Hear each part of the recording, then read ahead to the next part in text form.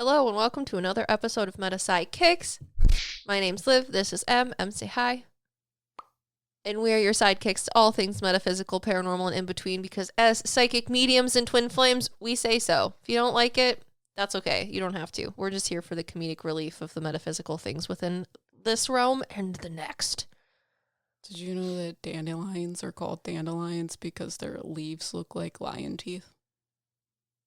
Oh, I thought it was because the little yellow part looked like the dandelion mane. Did you also know that dandelions represent the three celestial bodies? Which is? The flower is the sun, the big puff ball is the moon, and the little seed things are the stars. You're welcome. That's cute. Where are you getting this information from? I'm autistic. Got it. The autistic whatever library in my head. TikTok. What is it that you told me when we were on our way home from Ostrich's eyes are bigger than their brain. Yeah. Anyways, today we're doing another episode of Listener Stories. If you're new to this podcast, the listeners of the podcast submit their stories and we tell you them. But unlike other paranormal or true crime podcasts, we also tell you what's going on in your story. The metaphysical perspective or third eye, if you will. You know what I'm saying? What? Oh, God. Em and I have ADHD, so this is going to be a good ride for all of the people that are also neurodivergent. But if you're neurotypical, I hope you like this. We'll see how it goes. My next fun fact. Oh. For next podcast. I don't have any on tap. You're not a part of the autistic metaphysical library. I know that the autistic section of the Akashic Records.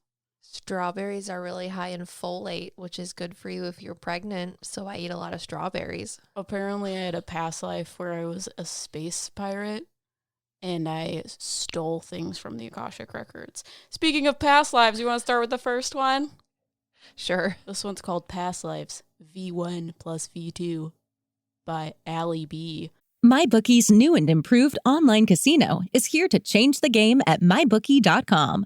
Get a generous 150% sign-up bonus using promo code WINBIG. That's promo code WINBIG to secure yourself a sweet 150% deposit bonus at mybookie.com. Dive into a truly realistic casino experience at the MyBookie Casino, featuring the latest in slots, progressive jackpots, and live dealer action, all from the comfort of your own home. Take advantage of weekly blackjack tournaments and a brand new collection of high-end games for a chance at real cash rewards at mybookie.com using promo code WINBIG. Play anytime, anywhere with the MyBookie Casino at mybookie.com.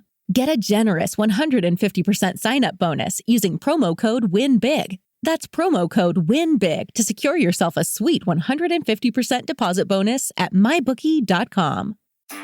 The new Chevy Silverado HD puts you in command. Own strength with its enhanced available Duramax 6.6-liter turbo diesel V8. Own the lake with its available advanced towing technology. And own technology with an available 13.4-inch diagonal touchscreen. The new Chevy Silverado HD.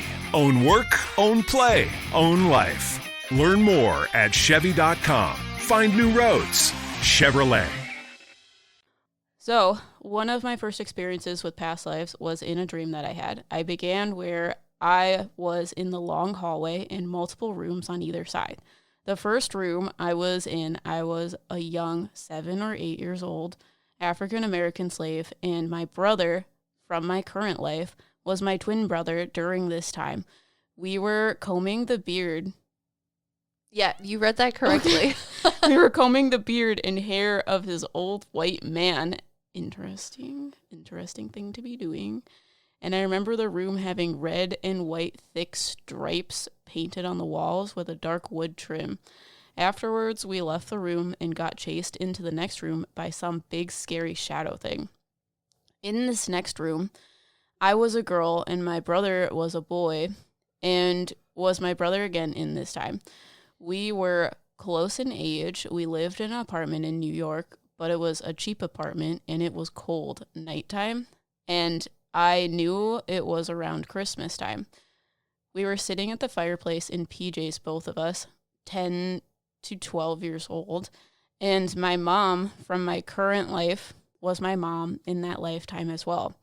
We were super poor in this life. All my mom could afford to get us for Christmas was 2 blankets and some socks, which is interesting because my family on my mom's side always gives socks for Christmas since it was all they could afford as kids, and it's become tradition to gift each other socks. When my brother and I left that room, we again got chased into another hallway, but my brother was able to escape out to a side door, but it wasn't. So I got chased into the room at the end of the hallway, and there I was sitting in a dark closet at night wearing a fake black leather jacket. I remember feeling scared and hoping no one would catch me in there. However, some girl in a light purple nightgown opened her closet to see me. When she did, she screamed and I woke up from the dream. Fast forward, these past lives were then told to me from a psychic medium during a reading. Backstory. I've always been interested in Egyptian history and such. This medium also told me that I've had past lives as a slave that helped build the pyramids, and I had a hard-working life in that time. She also told me that I had a life somewhere around present-day Norway, which is interesting because in this life, I have family from Sweden, and that in my past life from Norway, my mom, aka my mother from my current life, passed away when I was young. So my grandma, also my grandmother from the current life, was basically my mom in that life, which makes sense because I have a very close bond and connection with my grandma in my current life. Lastly, another past life I was told I have was one where me and my ex came down to Earth as it was being created and helped to create the energy field surrounding it. The psychic medium said this was the weirdest yet most interesting past life she had ever read because she had never really seen anything like that before. I love past life stuff. It's all super interesting to me. Wow. What do you see? Am I reading this right? Yes, you are. Well, it's just an interesting thing to be doing. Some rich white man, it's like, come comb my beard. Yeah. Like, A, what man would ever comb their beard? And B, fucking shave it off. I don't know. It's old white dude thing. Oh, did you see the post that I put for the podcast a couple days ago on Instagram? Yeah. Makes me really happy. Is that something to do with past lives? Or just listener stories? I don't think it has to do with past lives or listener stories. It's just that we asked people to leave a review on the podcast, and we got our first 1-star review ever. And the person that's what said, you're talking about. Because I think the first one was a listener story thing. Was it? That's really funny to me. That. I don't remember. Oh. You're talking about the review. I understand why you're confused. Sorry. No. I posted a thing because I was looking for dad jokes to put on our podcast today. And somebody gave us our first 1-star review. And it says, supports racism as the title. And then the person put, this show hates white people. Oh. I'm glad you didn't see that. I didn't read it. In case you want to know, Em and I are both white.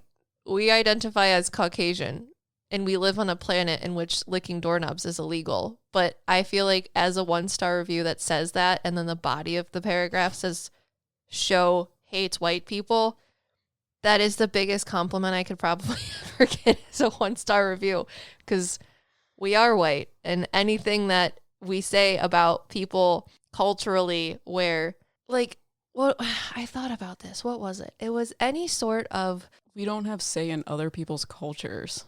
Well, no, but, like, what is it? It was, I don't know. I can't remember there's a title of a book. Hang on, I have to look up what it is. Any possibly perceived discrimination or disparities against white people that has been perceived in our podcast is probably because we were talking about the historical facts and accuracy of the things that white people have done. This person just didn't like it, which I think is interesting. They're like, you can't tell me history that makes me feel bad about myself. Dude, we are white chicks. Like, literally. So we also feel bad about it. It's not supporting racism. It's just talking about the shit that people are uncomfortable to say about themselves, because maybe it's not, like, the coolest thing to be associated with, but that's why you feel that way. Anyways, weird. I just thought that was hilarious. So anyways, what do I think about this listener story? Yeah. Did you see their past lives? Yeah, I feel like they did see their past lives, and that was kind of cool. Well, no, do you see their past lives? Yeah. Okay, we'll talk to one of them. Oh, you want me to talk directly to one of their past lives? Yes. Oh, when I read this to proof it as a listener story. They said that in the story, there's like this weird, scary, dark shadow thing that like pushes them from one place to the next. That I feel like is one of their like pieces of their higher selves and or conglomeration of those past lives into like one being that was showing them those specific things. And that's how I was able to understand that, yes, this person is seeing their past lives and it's not just like some weird dream. Because sometimes dreams are just weird dreams. Well, past life flashbacks are very different than dreaming. Really? You've never had one before? Well, yeah. But they had these in a dream. Uh-huh. Which You've never dreamed about your past lives before? It's like a visceral experience. When you wake up, you don't feel like a person anymore. Really?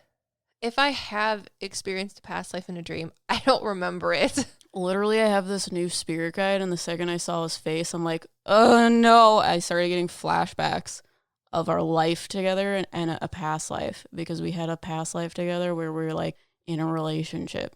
Interesting. And it was like, it's visceral every time I have past life visions of things. Because before I only had past life visions of the life I lived when I was in the 50s, where it was really traumatic and I had men like putting me in a room, kidnapped me. Uh-huh. But now, because I'm seeing the spirit guide, it like jogs my memory of being a soul with him. Huh. When do you think you had a past life with experience? I'm thinking the 1920s or the 1930s based on what our clothes look like, because I have this dress that like reveals my ankle, if you will. So interesting. Huh. Did you die when you were like 23? I don't know. I don't see me dying.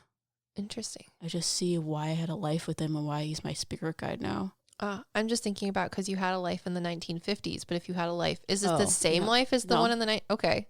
No. Well, that's why I'm asking. I'm like, did you die when you were 23 to like No. reincarnate or something? No. Interesting. Like, I could be wrong about the time because literally I'm doing it by what I'm wearing. Yeah, and you're really bad at that. not like in a mean way, but every time we talk about things, you're like, this child is like this tall. They're maybe like 4 or 5, and I'm like, go look at my niece. I know she's huge. She's 3. And she looks like she's 6, which is why you're always like, they're like this. And I'm like, no, they're like 6. You're like, no. Yeah. It's okay. It's funny to me. I appreciate it. Yeah, do you see those girls' past lives? Does she? Oh, yeah. Because the spirit guide dude was like, I saw those things. The one in the New York, it's weird because it's more like your higher self talks to me about them individually. Because it's like, there's like a girl here that looks like she's 13. She has dark skin, really curly dark hair. And she kind of looks like Jasmine from Aladdin, but her clothes are different. She kind of looks like a combination of Jasmine and that, I don't remember what that other movie is because I'm not a child anymore, so I don't watch children movies as much. Oh, I do. That one that has all of the like sisters that have different abilities. It's like, I think like a Spanish thing, Spain culture inspiration. The Cheetah Girls? No. I don't know. Cheetah Girls went to Spain one time, so I don't remember. Like the actual culture of the movie. Oh, I have no idea. Is based in, I think, like Mexico possibly, or Spain or something. But each one of the children, it's something with an M. I don't know. Do you see her past lives? Yeah, I do. Okay. Describe them to me. I feel like they were both boys when they were African American slaves. Mm-hmm. Me too. She was the older one, or they were the older one, and their brother was the younger one. I feel like they lived to be an adult during that whole life, because both of them tell me that. I don't think they ever got out of slavery. They were born in it during, like... Encantico. Oh, I have not seen that movie. Yeah, she looks like a combination of this girl. Encanto. That's what people say. Yeah, Interesting. she looks like the main character. Got it. But her hair's longer, and she looks more of, like, Indian descent. That's cool. So I feel like your African American past lives as slaves, you probably were adults, like 20s, mid to late 20s when when the Civil War happened or started to happen. So it might have been hard. I mean, obviously it was hard, but at a very like pivotal point of things. But they never got separated, right? I want to say no, because they told people that they weren't brothers. Because they're like, because I was like, usually they separate like siblings. yeah. He said, but if you don't act like your siblings and you don't draw attention to yourselves, or you are worth a crap, then you won't get sold off. Yeah. So, and when I say worth a crap, they all are, but I mean like with their abilities to do things, if you do it right, you won't get sold off. Mm-hmm. There's like a politics and political things around it that they knew how to play the game. Got you. So the story in New York was interesting too. I think that's when your past lives with your family really started to, like, as you put it, transcend for different generations, which is cool because that's like a really good representation of like a soul family. What is their primitive soul like? Because I've been learning about primitive souls, and basically what it's like is it's the universe experiencing like itself. So like for us, I feel like you were a spirit, like you give life to things, and I am the coding, so I create the rules surrounding it. Yeah. You were green, right? You're talking about your primitive little green ball. Yeah, green ball, you purple ball. I feel like theirs was a blue ball. Yeah, but in regards to what? Oh, I think the medium that they talked to was correct. And I think it's funny or interesting. I shouldn't say funny that they were like, this is the weirdest thing I've ever seen for a past life. Because I'm like, you were a green ball. And I thought it was weird too. But now I've seen that in other people as well. So it's not as like weird per se. But I think yours was blue, and blue deals with understanding. So if you were understanding like gravity and the things around physicality, then that would be interesting. Makes sense. They make me feel like they have understanding with family. Probably. Makes sense. Because I don't feel like other people have such close ties to the family members throughout different lives. Oh, that's really funny because I'm thinking about gravity and like the place around things in like a space science thing, and you're talking about the gravitational pull between souls, which is family. So it's that's not why just... That's why you've had lives where there wasn't anything else except for your family. Mm-hmm. Yeah. It's your primitive soul pull, which is cool as shit. Yeah. It allows you to understand things because of where you come from as a primitive soul. Well, and that would explain a lot about if you think or perceive my primitive soul as being something that gives life to things, and yours is the coding of those things. That would explain a lot about our relationship and how we live our lives. Literally everything. It's because I've been talking to Brandy and Riker about things, which they're creating a podcast and a YouTube channel. So if you guys are interested, they're called Clairvoyagers, but literally they are the fire in the smoke, and you told me I'm the coding of fire. Yeah. And you are the thing that gives it life. Gross. Which is why you also have a lot of rules for your mediumship. It's because I give you the rules. Gross. Because life has a lot of rules that it has to follow. That's true. Weird, right? Yeah. Yeah.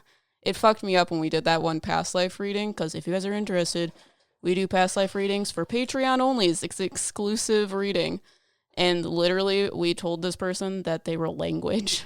Oh, yeah, I forgot about that. And I did not think that was going to happen. Yeah, and again, just how I got it very, like, literally, Em was explaining it in this most, like, romanticized, beautiful thing I've ever heard. Literally, because I was talking about it with my patrons, too, because people were like, what's the difference between you and Liv doing readings? And I was like, you should probably get a reading with Liv, because that's the way you think. Because literally, the way that I read is, if there's a rock, and I'm telling you about the rock, I will tell you everything except for the fact that it is a rock. Yeah. I'll be like, it's rough, it's round, it's on the ground, it's heavy. And you would be like, okay, 20 questions? Yeah.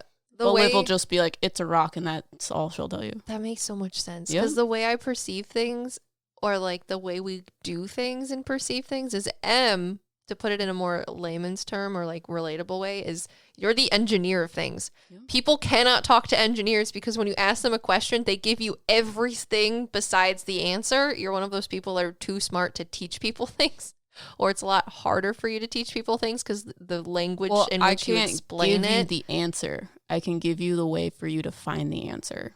So it's not that I'm bad at teaching things. It's that I'm not going to give you the answer. You're going to have to figure it out. Yeah. And that's like what engineers do. Mm-hmm. I'm the technical liaison. I take the technical things and go, all of the things Em told you means a rock. And then people are like, oh, I got it. That makes a lot of sense. Yeah, I've been literally, my head has been spinning for the last 3 weeks after they told me, did you know that a primitive soul makes you experience yourself as the universe? And I was like, no. Mostly is caused by this Sebastian spirit guide that's telling me about my past lives and everything. That's a cool trick. It's a lot. You're welcome. Thanks for sharing. That makes a lot of sense, especially the things that I'm going through now. Yeah, I hope I can give you your existential crisis for the week. Yeah, I appreciate it. Existential crises. Can't say that. I could say it in my head. I can't make it come out of my mouth. That's okay. So yeah, I see this person's past lives, and I feel like the weird dark mass thing that was a little scary that was shushing you through each portion of your dream was a part or conglomeration of each of those past lives from a part of your higher self that was like, this is important to you, because your primitive self deals with bonds, so you have to understand these bonds. That's something that was given to you for this life to understand, which is frizzin' cool. I also feel like this Indian girl, like this girl from India, I feel like your mom died and you took care of the kids. You became the mom. Because I see you holding a baby and you're in this like, I don't know, this room, but there's not anything in the room. You just have a baby. There's like a blanket thing on the ground. And then there's like a little boy that's older. And the baby, I think, is a girl. But you're taking care of them. But they're not your children. They're your siblings. I don't know. Oh, no, I agree. I'm asking her how she did that, if there was a caste system and the time and place in which she was alive. And she said that she was able to survive because she got help from the upper caste system, because she might have been, she was like really, really pretty. So she got help from people. That's why she's telling me she looks like Jasmine. Because I'm like, you're in poverty. I can tell by your clothing. But you're telling me you're like kind of like royalty, which is interesting. Yeah, almost like a secret though. Because I'm like, can you explain more? And she keeps shushing me. I'm like, okay, I'm not going to ask more. That's fine. Well, because that's how Jasmine was too. She would go out into like the normal world, but she would dress up like she was one of them. Yeah. Which is why everything was a secret. Got it. But thanks for sharing your story, Allie B. We appreciate it. And we hope you liked our dissertation on it. If not, don't tell us because we'll cry. All right, so next story is called The Goat Girls / Evil Fairies, and it's by Selena S. When you download the Kroger app, you have easy access to savings every day. Shop weekly sales and get personalized coupons to get the most value out of every trip, every time, whether you shop in-store or online. Download the Kroger app now to save big. Kroger, fresh for everyone. Must have a digital account to redeem offers. Restrictions may apply. See site for details. Save big on your favorites with the Buy 5 or More, Save $1 each sale. Simply buy 5 or more participating items and save $1 each with your card. Kroger, fresh for everyone.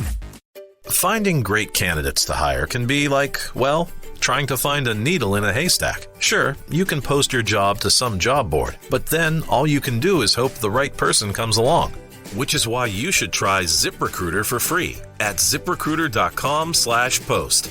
ZipRecruiter doesn't depend on candidates finding you. It finds them for you. Its powerful technology identifies people with the right experience and actively invites them to apply to your job. You get qualified candidates fast. So while other companies might deliver a lot of hay, ZipRecruiter finds you what you're looking for.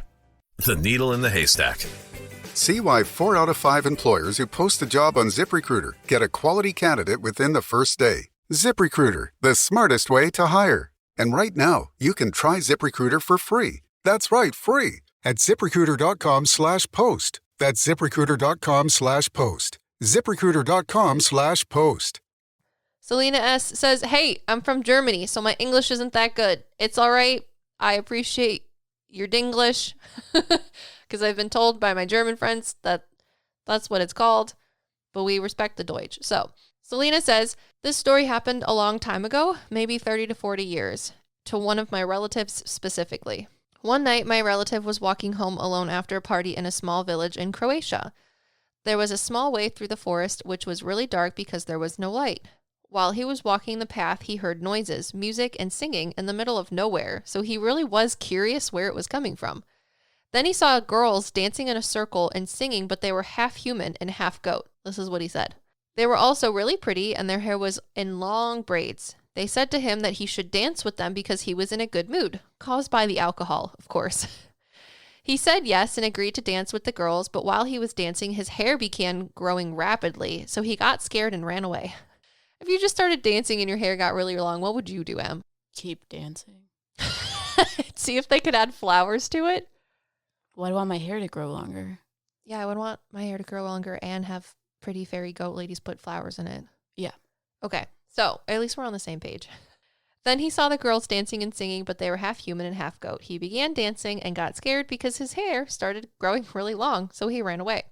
Obviously, when he got home, no one believed him, but my mother told me another story which happened 10 to 15 years after the incident with the goat girls. She said that my family had horses and every night they were in the barn. One morning, she went to the horses to feed them and went to the barn, but they weren't there. They were out in the field, but each of the horses had beautiful braids in their hair. But the curious thing was that it wasn't normally braided as usual. There was a braid in a way for each horse that she had never seen before, so she ran and told my grandparents. They said that the fairies, known as the goat girls, go for a ride at night, but in our village, they aren't known to be good fairies. P.S. I love you and your videos. Selena S. So who saw them first? Her uncle saw them first when he was drunk on his way home from Croatia. Because I was going to ask if he was like intoxicated because I didn't really listen at the beginning because I was like, I'm going to find my next one. Because I'm like, usually adults don't see the fae, and the little fae girls are like, it's because he was intoxicated. So yeah, he was in the right mindset to see us because you're definitely seeing little fae beings. Yeah, I see them too. Is talking to faes. I'm just narrating. She's listening. Yeah, I feel like they have something to do with witchcraft, which is not normally what I get from fae beings. Interesting. Like, they help witchcraft, which is why people perceive them as, like, evil. Oh, are they the things that move? Okay. They say that they're fae beings, and fae deal with the space and particles in between matter itself. So if they're half human, half goats, they might exist in between the human and animal realm. So maybe they're the ones that finagle the energy, i.e. magic, of people's witchcraft in those types of ways. Yeah, like a familiar. Yeah. That's fucking cool as shit, my guy. That's what I'm saying. Like, it's weird. That's why people think that they're evil, because they deal with witchcraft. Yeah, because I didn't get witchcraft isn't evil. any sort of, like, weird vibes from them besides, fae. like... Well, yeah, exactly. And if they have a very specific feeling. They're very, like, tinkery, like, if you can imagine pixie dust, that's what it's like. Yeah, and we have a podcast on fae where we talk more about why we think people perceive them as evil. One of the reasons, like Em says, witchcraft. Other thing is, like, the reason people think they're mischievous or, like, underhanded is just because their culture is different than ours, the way they perceive the world. So these little fae girls are like, we would like it that way, because they're fae beings that use that uncomfortable feeling to make people walk the other way so that they can protect nature. Makes a lot of sense. That's why they would like people to think fae traps are a thing, and that fae can bring you over to the dark side and, like, make you be in a coma for the rest of your life. That's funny. If you sign a contract with them, they're like, we would like people to be afraid of us because we have a job to do. That's cute. So did they also braid the horses' manes? I don't know what you just asked me, because they were telling me that they're like the Powerpuff Girls, because there's one talking to me and there's two behind her. Mm-hmm. And she's the Blossom one. Okay. The one that's in charge. What did you ask? Did they braid the horses' manes? No. Who braided the horses' manes then? Is there a little girl? Who's dead or alive? I think she's alive. I think she was hiding in the barn. She could see them. I don't know. I don't know if this is real. I don't think the fae did it. Interesting.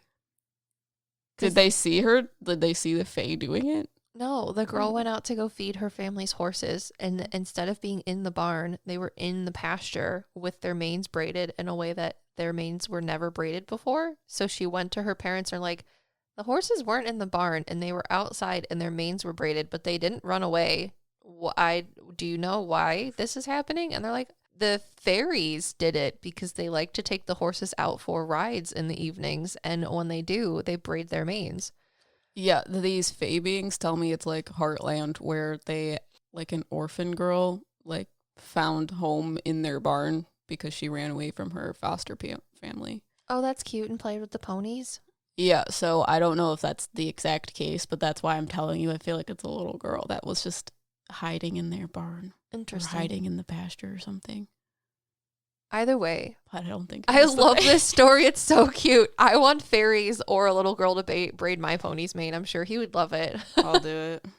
You can. I have pictures of you doing it. Mm-hmm. That's awesome. All right. Thank you so much, Selena S. It's your turn. Tag, you're it. Okay. So, the one that I'm choosing is My Childhood Fight with Doors by BBE. Are you choosing this because it's relatable?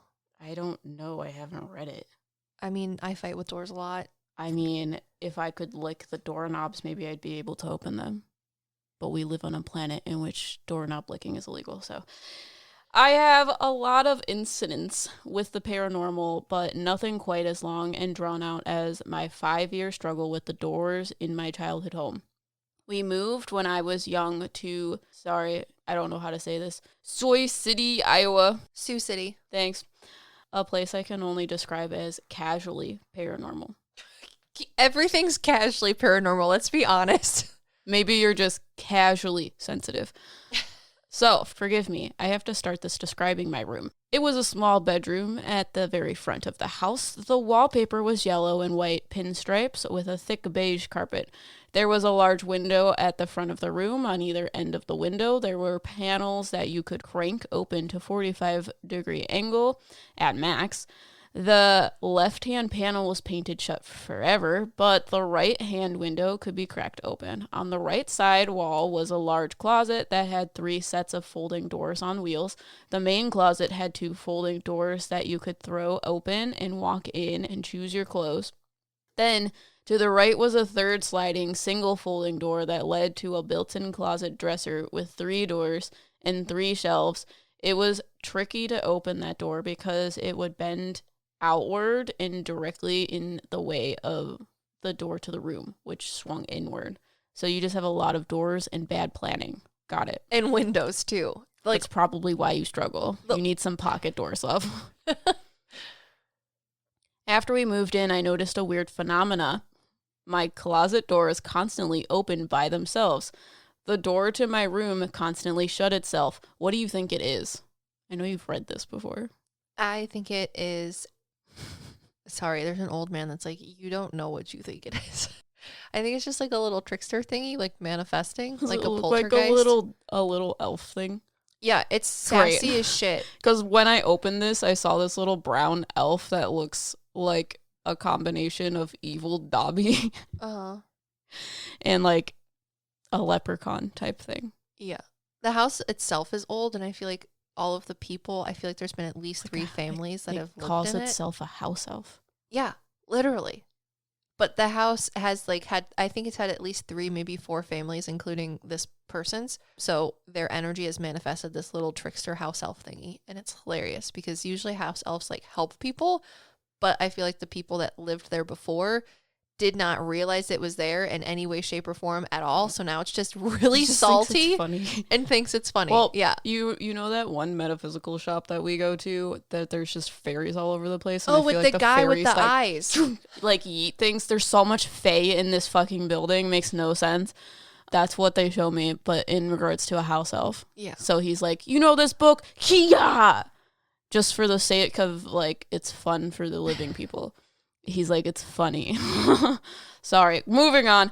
I want to stress I've never felt unwelcome in the house or my room. Just I would come home with my door shut, and when opening my door, I would thump into my closet door that led to the dresser because it would be folded open.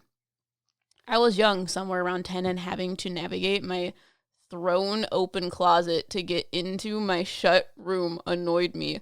That's why it was funny for the little house elf. You literally got into a bitching match with the house elf. They're like, you were angry. But it was also funny because, look, the people that designed your room really did not know what was going on. I tolerated it for a few months or so. Then I asked my mom to stop opening my closet and shutting my bedroom door. She informed me that she had thought I had been forgetting to close my closet and would close it every morning. When I asked her if she was closing my door, she stated no, it was open when she saw it last. That was when she started opening my right-hand window. I hated having the window open because of the whistling noise it made through the screen. It never actually cooled down the room due to the shallow angle of the panel opening, and it sucked out any air conditioning, making it absolutely miserable. When I begged my mom to stop opening my window, she said if she did that, then we have to think about why the doors keep closing. The very brief conversation we had about the paranormal, she made it clear her stance was to ignore it, don't feed the monkeys. Yep. So coming home from school, I had a new ritual. Open my door carefully, close my closet door, crank my window close, open my door all the way, go about my business in my room. My grandma and my dad's side was visiting and saw me do this, and of course she asked me what in the world I was doing. I explained everything, and she proposed me a different tactic. Ask out loud for the door to stop closing. She also suggested I did this in private out of everyone else's earshot. I did this. I closed my door, closed my closet door, and asked aloud in my room, will you please stop opening my closet door and stop closing my door? Thank you. Afterward, things changed. Now my door to my room would close on me while it was in my room. He's, aha! And both the door to the closet dresser and the other two folding, sliding closet doors would open by themselves while I was in the room. It would be just a slight fold or a full-on fold and open. Always after the door shut, after I was in the room. It did not matter if I was alone, with friends, with family members. The door did what they wanted because this little thing doesn't give a fuck. Mm-hmm. It wasn't malicious. It was more like if you ask a sibling not to touch you and they did the whole, I'm not touching you, is this annoying hover hand poke thing. Yeah, that's exactly what this thing is like. Eventually, I had a bad day. I came home, opened the door too wide, and it got stuck on my open closet, squeezed myself into a huff. And as I was angrily cranking my window shut, I heard the soft tink of my door shutting behind me. That was it. I was done. I went to my own dresser by my bed, pulled out my spare shoestrings. I collected things, including shoestrings, opened my door so its large handle touching my closet door handle, and I tied them together. I triple knotted it with no slack. The door wiggled a little, but could not close, nor could the closet door really open. Satisfied with myself, I went about my business in my room. This lasted for about 30 minutes. The door of my room slammed shut so hard, it propped my closet door off of its track, slapped my folding door across my desk, and scaring me silly. My mom, of course, comes running at the noise, and I'm panicking because my door to my room is blockaded by my closet door, which is still monkey knotted to it. I didn't get in trouble with my mom once the door finally got open because of how hysterical I was. We put the closet door back on its tracks. She confiscated my shoestrings from me and sternly told me to ignore my doors. That night, I had what I realized. Well, listen, BB, stop getting into a fight with the goddamn house elf. You're not going to win. The house elf just thinks it's too funny. You're giving him fuel. Yeah. Because literally, if you would have done that for me and I had the ability to fucking slam those things shut, it would just add fuel to the fire that you thought that you couldn't stop my fun. That night, I had what I realized was a lucid dream. Part of the reason why I know this is because the room, through dark, was in perfect focus. I've been legally blind since I was 4. And I remember waking up in my dark room and being able to see without my glasses on. Can you see in your dreams without your glasses on? I don't think I actually have glasses on in my dreams. That's what I'm asking. Because that's one of the weird things that people ask is, do you sleep, do you dream with your glasses on? And I would have no idea because I don't have glasses. I do not dream with my glasses. I do not believe so. Because I never have to, take them off and, well, you're also in a dream. They would also be clean. So then do you see blurredly when you're sleeping? No. Maybe you have glasses on. The door to my closet door opened, and a woman in white, who was the only kind of out-of-focus crab. Okay, the door to my closet door opened, and a woman in white crab crawled out of my dresser. So is she a woman or a crab? I think it's like exorcist crab walk, you know, like where they're upside down, they're with their legs. Well, that's scary. Their head's like, Well, she crawled up my bed and across the room, and when she opened her mouth, the noise that came out sounded like a freight train. I woke up screaming hysterically. Both my parents slammed into my bedroom door, which had closed again, only to get it wedged again my closet door, which had been fully opened. Message received. I never obstructed the doors again. And would just tell my friends, don't worry about it, when my door would shut and the closet door would fold itself open. Is it a weird presence? I don't think it was a human presence. It definitely wasn't human. I do think that there was a house elf, like Em said, but I also do think there was a little bit of poltergeisty activity too. Yeah, because of the house elf, dude. Oh, because of the house elf. Got it. Yeah, like you were seeing that weird woman in white crab thing because the little house elf was like, you know, you're scared of me right now, so it will be really easy for me to create what would actually be scary, because if you saw me, you would be angry in a bad way, not in a funny way. So they pulled that scary thing out of your head. That's hilarious. Yeah. So like similar to how spirits talk to Liv and we can only get information that we know or see. They pull things out of our heads in order to communicate. The little house elf did that to you while you were sleeping, which is why you saw weird woman in white crab lady. A freight train noise is absolutely terrifying because I hate loud things. Yeah, well, it's like Harry Potter when he was getting his soul sucked out by the Dementor. You know? Wow. Okay. That was from BB. Thank you, BB. We appreciate your story. I laughed while I was reading. I was like, no little shit. Damn house elf. I literally opened that and was like, little brown elf thing. The dude was like, I'm a 5-star this door closed. Watch me. He probably also knew that you were going to write into us so that he could have more fun. Oh, no. I hope you don't live there he's anymore. Like putting his hands together, like rubbing them, like, oh. That's so funny. All right. This one is from, I think it's Dahlia. And her story is titled The Flowerhead Man. So Dahlia says, my husband and I went hiking in the woods and followed a not so common trail that led us to a beautiful area with an opening with trees and what seemed like a circle. I danced a little, gathered wild garlic, or maybe it was onion, I don't know, in the area and had a beautiful moment. Later that night, after falling asleep, I woke up and saw a male figure in my bedroom standing off to the side of my bed near my door, just looking at me. I was startled and gasped, and then he disappeared. This being was tall, thin, wore a suit, I believe, and had gathered flowers as his head. The next day, I went back to the same area in the woods and left fruit and garlic under a tree as an offering, thinking maybe it's Maybelline. Yeah. Thank you. Echolalia, you started. I couldn't help it. Thinking maybe it came from the woods and taking stuff from the area wasn't a good idea. I haven't seen him since.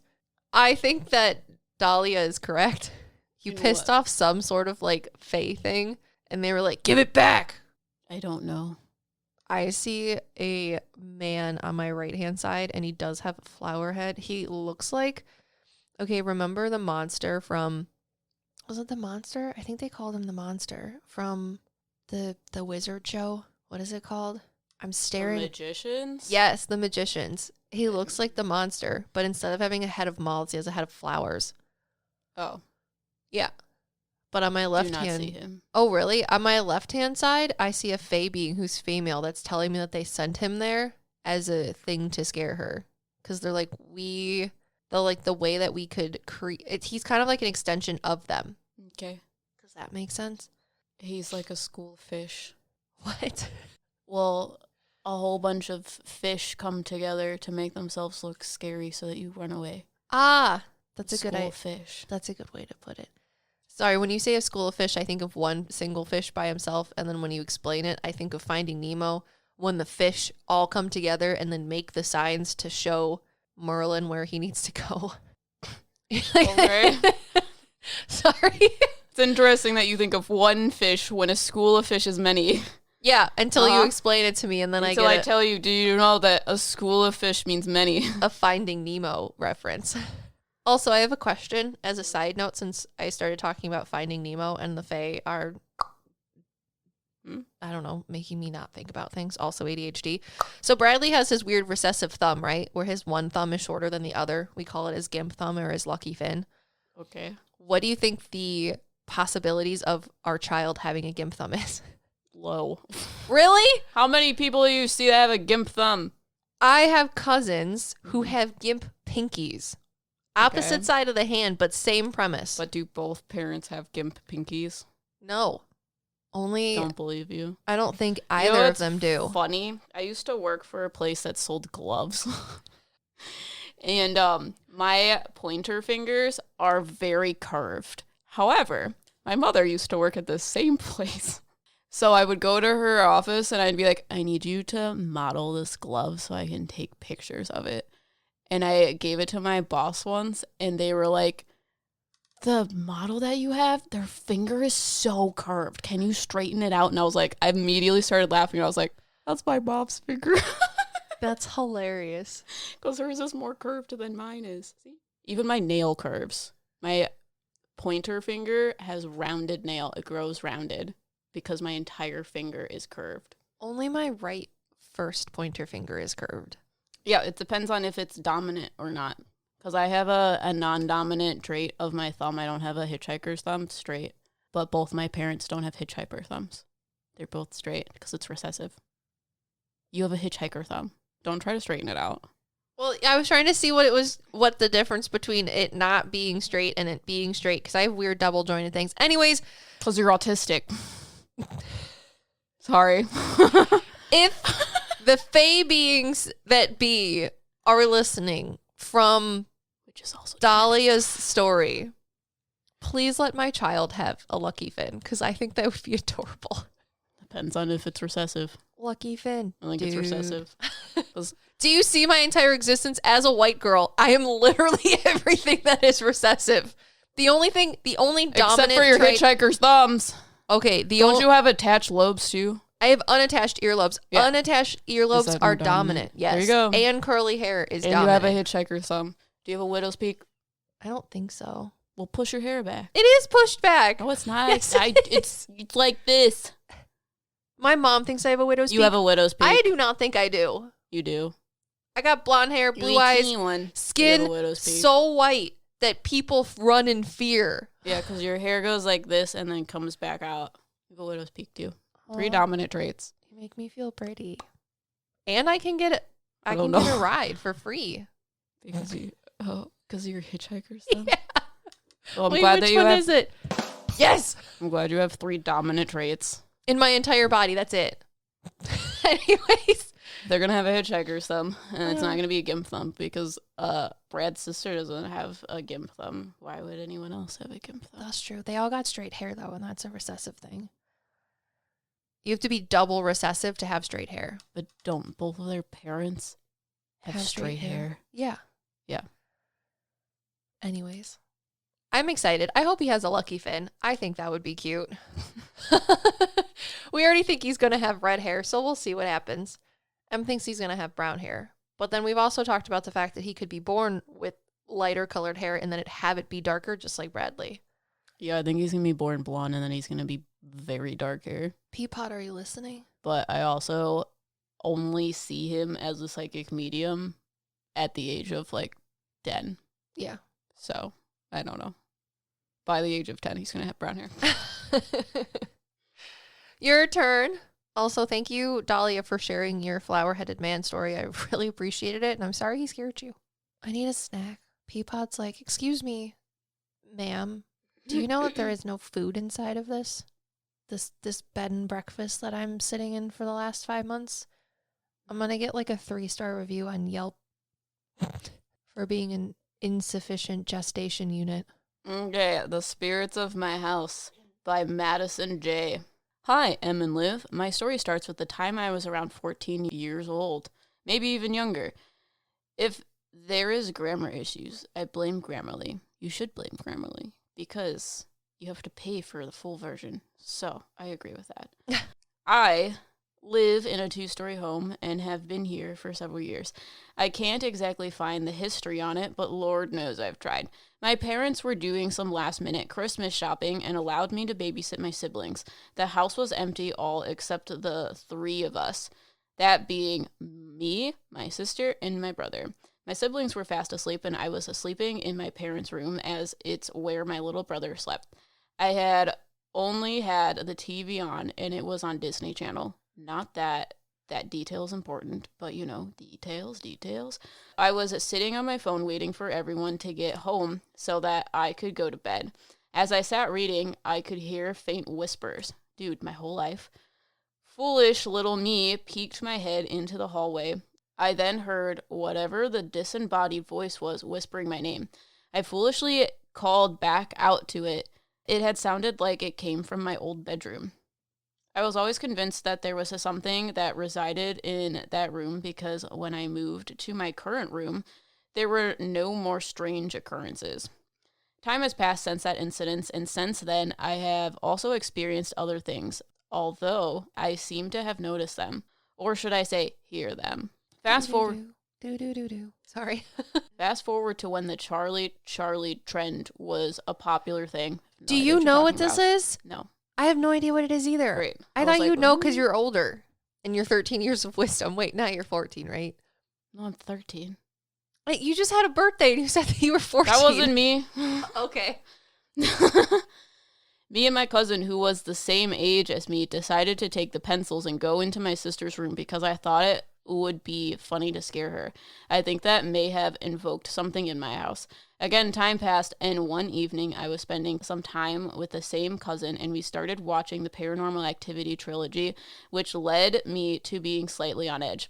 I love horror movies, but man, sometimes does it lead to my demise. That very night, I'd seen something run from my kitchen into my bathroom nearby downstairs. I brushed it off thinking it was just me being a scaredy cat because we watched something scary. More months had passed, and I was getting ready to see a dentist, but before I could leave, I had to go start some laundry. As I was out into the laundry room to start a load, I looked up towards the ceiling because there was an opening for some odd reason, almost like an attic with no doors, and I saw what to me looked like a demonic entity. I ran inside as quick as I could and locked the door afterwards. Behind me, I heard a loud thud at the door. I've tried to talk about this with people only to get dismissed. I want to know your thoughts. I've even had a little in-between incident, but I'm not sure if they're connected. Such as I've smelled a faint perfume that no one in the house wears. It's almost old lady-ish and powdery. I've woken up with several scratch marks and bruises, and I keep trying to debunk it, but nothing in my bed could make these things. I was wondering if it might be something in my house, or perhaps I personally have an attachment. Okay, go on, unravel it. I don't think you have an attachment because Emily's my only attachment, and I don't think you can get an attachment unless you have something like Emily or... Dude, I was thinking about this for a while. Do you remember Professor Z and his little goblin? Yeah. Is that an attachment? Oh, I think that's something that he created or like attracted to himself. Like an attachment? The correct answer is yes. It annoys me though it because follows I just him around. Don't like him. Well, I mean, I realize that's why he has an attachment, dude. I just want people to know that attachments are things that you control.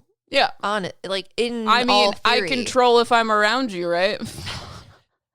I could leave. It's very true. But I keep bringing you back with my good looks and charm, which I understand. It's really hard to stay away. Well, I think the things that are so... Well, okay, I don't know that I paid attention that well, but I feel like there's a lot of things associated to the house, and I feel like you're just overtly sensitive. Yes. But it's not just one thing. It's a lot of things. It's a lot of little things, but I don't think you have an attachment per se. It's just the things that are around you that you're perceptive to. Yeah, you perceive 2 frequencies. You perceive the upside down, if you know what that means, with all the weird things that when you get scared about the paranormal stuff, those are the things that start doing stuff. They want me to say, or if you get sad, you also perceive the things that are around you helping you deal with that. But you also have like human spirits that you are perceiving on the other frequency. Do you agree? Yes. Yeah, as I feel like there's a little boy that was talking to you. I also feel like there was an old lady. That's where you get the weird smells from. Mm-hmm. I feel like she cooks in your house. I don't know if you got any weird smells of like cooking things that weren't being cooked. Makes a lot of sense. We do want to say too that if you are new to our podcast or you're just listening, one of the things that we like to talk and teach about, for lack of a better word, is everybody has psychic abilities. Whether you believe you're psychic, a medium, whatever the fuck you want to believe or not believe, everybody has psychic abilities. So you just have to figure out which one are yours. And they usually correlate to how you perceive and think about the physical world. So if you're somebody who's very verbal or super attuned to listening things, you're probably clairaudient, which means you're really good at listening to things or hearing things. That everyone is claircognizant? Yes. A spirit guide told me that claircognizance is the first thing that happens, and the rest of your clairs define what that means to you. That makes a lot of sense. Because I've been doing a lot because you have a thought first. Well, with my email readings, though, too, people ask me, like, what are my abilities? Or, like, they want to know about their spirit guides. And their spirit guides, your spirit guides communicate with you through your clairs. And I feel like I've been saying claircognizant a lot. And I'm like, am I just a phony? Well, it's because some people can't just have claircognizance, which is why people are like, I have claircognizance, because they can just get thoughts without the other stimulus explaining the thought to them. But you have a thought first. And if you don't know what claircognizance, it's clear knowing. So you have a thought, and a lot of people, because you're a physical being and you experience the world through your 5 senses, it then gets explained to you by the 5 senses. So you may talk about it, see it, smell it, regardless, whatever. But you get a thought first. So everyone has claircognizance. But the difference is there are some people that don't need it explained, where other people have to have it explained. Yeah. It makes a lot of sense. So, first step is figuring out what your clairs are. Second step is don't panic, because what you're seeing is always around you, or perceiving is always around you. It's just, are you perceptive to it or not? And if you are, you have experiences like, who's the story from? Yeah. I don't know. I've read too many names. Madison. Then you have experiences like Madison. I feel like Madison, I don't know if this is real because I don't know why I'm getting this information, but I feel like you have the ability to look into different frequencies of energy, which could be different dimensions, timelines, whatever. Like, you have the ability to change your frequency in order to match what you want to see. It's like you're the remote to the TV. I'm sorry, I was just zoning out for a second because I'm thinking about lunch, but also Apparently what I'm saying isn't important enough to listen, huh?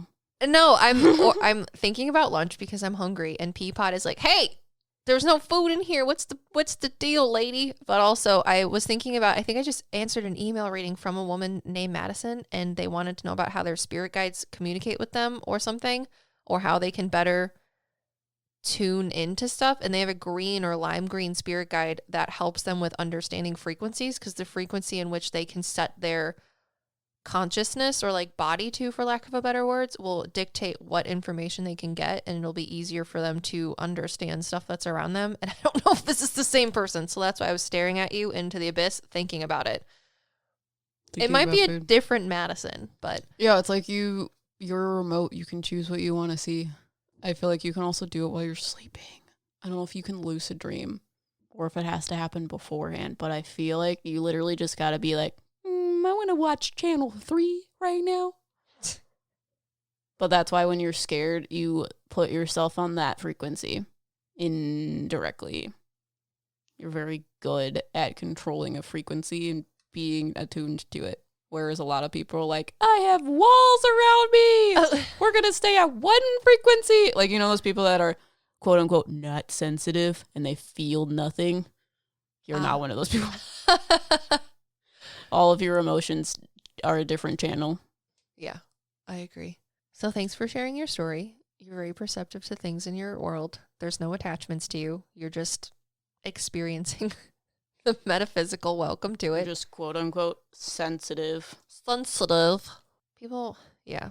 I'm looking for Apple Podcast reviews because I think Danny sent us one that's pretty funny, but I don't remember what it is.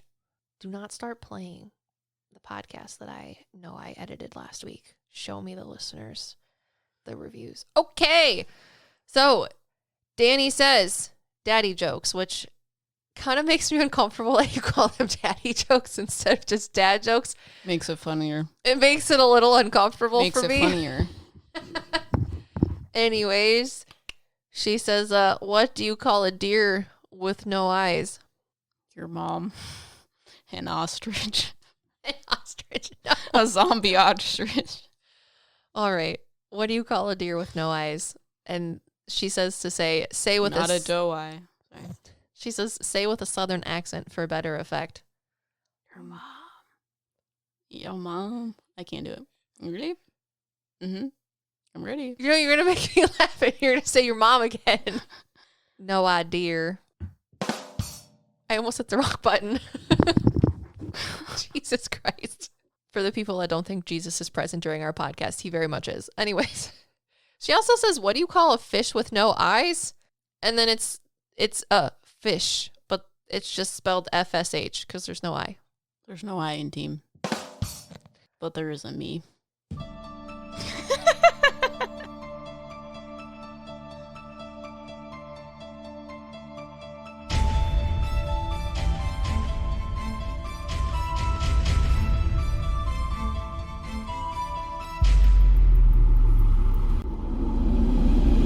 Did you have other things to say? It was too funny. I mean, I thought that we should thank our patrons, but they already know. Our listeners already know. You're going to edit that in? Somewhere. You want to get pizza for lunch? Yeah. Great. Okay, bye. We forgot something. Hang on. We are your meta-psychics. There we go. We got it. Play the outro again. No.